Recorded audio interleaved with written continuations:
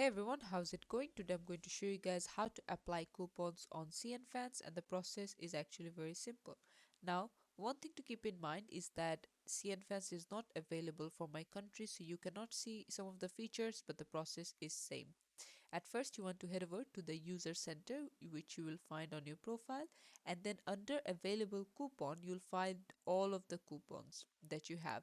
So you just want to claim them or click on select them and redeem them.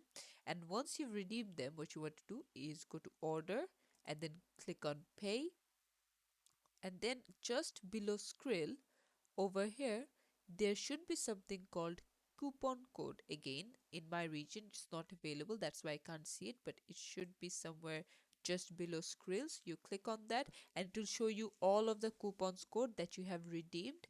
Just click on the ones that you want to select and then click on pay for order, and this is how you can do it. Thanks for watching. Please leave a like and subscribe for more tutorials like this, and I'll see you guys in the next one.